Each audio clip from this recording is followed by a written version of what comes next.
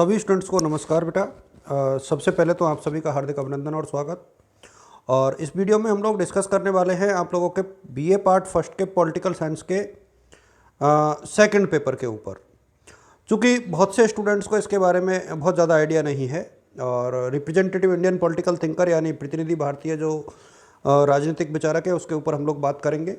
100 number का paper है ही और 50 का आपको करना है ही, तो ये चीज़ें तो हो गई आप लोगों को बताने वाली।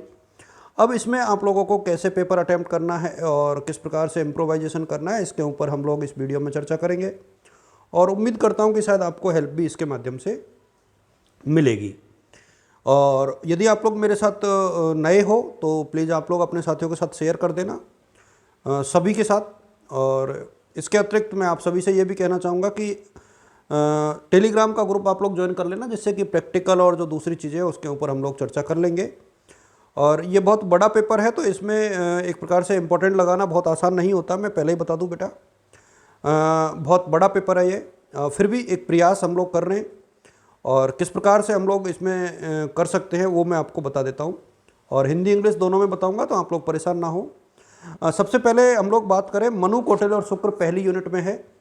तो दो चीज़ें हैं, यदि आपको तीनों ही पढ़ने हैं तो बात अलग है, यदि गैस पेपर के हिसाब से पढ़ने हैं तो आप क्या क्या पढ़ोगे।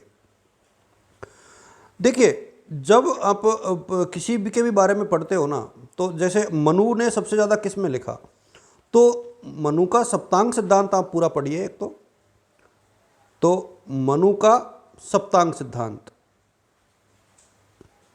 और मनु का राज्य संबंधी विचार और उसका कंट्रीब्यूशन, ये दो चीज़ें यहाँ से आप लोग पढ़िए। कौटिल्य में से आप लोग पढ़ोगे राज्य की उत्पत्ति का सिद्धांत या विचार और राज्य के अंग, और इसके अलावा कौटिल्य के अनुसार राजा की विशेषताएं और उसके कार्य, उसकी योग्यताएं और उसके कार्य। मंडल सिद्धांत, ये आपको बिल्कुल अच्छे से ध्यान रखना है कि मंडल सिद्धांत क्या था। मंडल सिद्धांत के ऊपर एक क्वेश्चन जरूर बनेगा। ये सप्तांग और मंडल दो क्वेश्चन जरूर देखने हैं आपको, इनको छोड़ना नहीं है।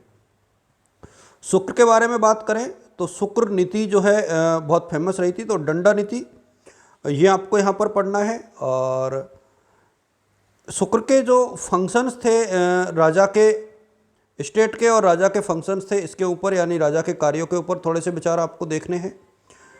राजा राम मोहन राय की यदि हम लोग बात करें तो मैं आपको बता दूं कि राजा राम मोहन राय वाले स्टेट में से हम लोगों को कुछ चीज़ें देख लेनी चाहिए, और वो चीज़ें कौन कौन सी हैं मैं आपको बता देता हूं। देखिए, राजा राम मोहन राय के जो विचार थे ना वो सोशल रिफॉर्मर थे, तो आप लोगों को उनके जो राज्य और सामाजिक सुधार, शिक्षा पर उनका जो कंट्रीब्यूशन रहा है उनके बारे में आपको पता होना चाहिए। और मैं इन सबके जितनी भी किताबें थी वो आपको याद होनी चाहिए। यदि स्वामी विवेकानंद जी की आप लोग बात करें तो स्वामी विवेकानंद जी का राष्ट्रवाद, व्यूज एंड इंडियन नेशनलिज्म और स्टेट पर उनके विचार, यहाँ से इनको ज़रूर देख लीजिए आप लोग। यहाँ से क्वेश्चन ज़रूर बनेगा। इसके अलावा हम लोग बात करें गोपाल कृष्ण गोखले की, तो उनके जो आध्यात्मिक विचार थे या एक प्रकार से आध्यात्मिकरण उन्होंने राजनीतिक विज्ञान में किया, इसको आप लोग देखिए।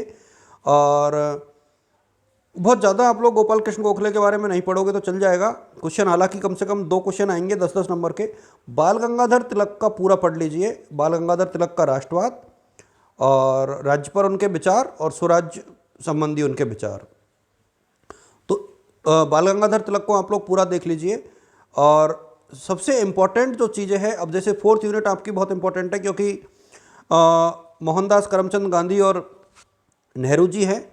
तो एक तो नेहरू जी के ऊपर जब हम बात करेंगे ना, तो सत्य, अहिंसा और सत्याग्रह, ये 3 चीज़ें आपको देखनी ही देखनी है। इसके अलावा ट्रस्टीशिप यानी न्यायसिता का सिद्धांत आपको देखना ही देखना है। इसके अलावा आप लोग जो हैं उनके साध्य और साधनों के संबंध में जो विचार थे गांधी जी के, उसको आप लोग पढ़ सकते हो और ये बहुत फेमस है। यदि आप लोग पंडित नेहरू के बारे में पढ़ोगे तो डेमोक्रेटिक सोशलिज्म यानी लोकतांत्रिक समाजवाद, और इसके अतिरिक्त आप लोग जो है उनके पंचशील के सिद्धांत को छोटे क्वेश्चन में देख सकते हो, और उनके जो है समाजवाद के ऊपर उनके विचार जो थे वो बहुत फेमस रहे हैं, वैज्ञानिक समाजवाद के, वहाँ से आप लोग पढ़िए। आपको पढ़ने में मज़ा भी आएगा और आप लोग तय मान के चलिए कि आपको काफ़ी अच्छा लगेगा। डॉक्टर भीमराव अंबेडकर और एम एन रॉय, देखिए, और जेपी, अब ये तीन जो विचारक हैं ना, तीनों अपने आप में इंडिया के बहुत रिवोल्यूशनरी थिंकर हुए हैं, जिसमें से मैं आपको बता दूं कि डॉक्टर भीमराव अंबेडकर के जो विचार थे ना, वो स्टेट और सोशल रिफॉर्म्स के ऊपर थे और सामाजिक जस्टिस के ऊपर थे। तो इसको आप लोग चाहो तो देख सकते हो। यदि आप लोगों को लगता है कि लैंग्वेज टफ लगेगी आपको डॉक्टर भीमराव अंबेडकर के योगदान में, तो आप लोग एम एन रॉय का जो विचार था ना, नव मानवतावाद का, ये आप लोग पढ़ लीजिए, ठीक है। नव मानवतावाद यहाँ से जरूर पढ़िए आप लोग, क्योंकि नव मानवतावाद का एक क्वेश्चन आएगा ही आएगा। जेपी की हम बात करें तो जेपी की कुल क्रांति यानी टोटल रेवोल्यूशन, और दल विहीन जो उनकी लोकतंत्र की बात उन्होंने की थी, दो चीज़ें यहाँ से पढ़ लीजिए आप, कुल क्रांति और दल विहीन, और इनका योगदान जेपी का क्या रहा। तो ये बहुत आसान पेपर आप लोगों के लिए अपने आप में बन जाता है।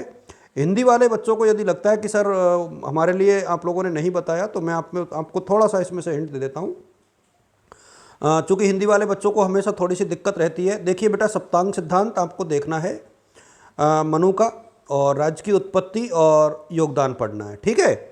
कौटिल्य के बारे में भी आपको राजा और उसकी योग्यता और उसके कार्य और राज्य के अंग और मंडल सिद्धांत को पढ़ना है, ठीक है। शुक्र के बारे में देखोगे तो दंड नीति पूरी पढ़नी है। राजा राम मोहन राय में से आपको समाज सुधार, शिक्षा पर उनके विचार और योगदान को पढ़ना है। स्वामी दयानंद सरस्वती के बारे में बात करोगे तो भारतीय राष्ट्रवाद के ऊपर आपको देखना है, और सामाजिक और धार्मिक सुधारों पर उनके विचारों के बारे में देखना है। स्वामी विवेकानंद का भारतीय राष्ट्रवाद अपने आप में फेमस है। गोपाल कृष्ण गोखले के बारे में पढ़ोगे तो राजनीति के आध्यात्मिकरण पर उनके विचार आप देखिए। और यदि आप लोग बाल गंगाधर तिलक के ऊपर देखते हो तो यहाँ से आपको बाल गंगाधर तिलक के स्वराज पर उनके विचार को देखना चाहिए। मोहनदास करमचंद गांधी के यदि बारे में बात कर रहे हो आप, तो मेरे सामने सत्य, अहिंसा, सत्याग्रह और ट्रस्टीशिप, ये चारों चीज़ें आपको पढ़ने ली चाहिए, क्योंकि यहाँ से निश्चित तौर पर क्वेश्चन बनता है।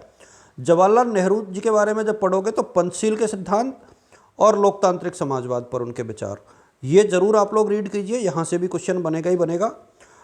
डॉक्टर बी आर अम्बेडकर को पढ़ना थोड़ा सा मुश्किल लगता है ज़्यादातर स्टूडेंट्स को, लेकिन मेरा ये मानना है कि आपको पढ़ना चाहिए, और सामाजिक न्याय और सामाजिक सुधार पर उनके जो विचार है उसको थोड़ा सा रीड आउट करना चाहिए। एम एन रॉय पर आप नव मार्क्सवाद और मार्क्स पर उनके विचार पढ़ लीजिए, बस इतना ही पर्याप्त है।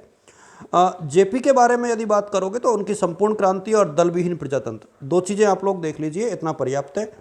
और इसमें आपको मेरा ये मानना है कि बेटा, जिस भी राइटर को आप लोग पढ़ रहे हो, जिस भी आप प्रतिनिधि चिंतक को पढ़ रहे हो, उनकी कम से कम जो प्रमुख किताबें हैं, प्रमुख जो किताबें हैं वो आप लोग पढ़ लेना, तो आपको हेल्प मिलेगी। और इतना मेरे सामने पर्याप्त है। उम्मीद करता हूँ कि ये वीडियो आप लोगों के लिए काफ़ी यूज़फुल होगा, आपको लगेगा। थैंक यू सो मच, और keep watching and keep sharing with your friends. Thank you बेटा।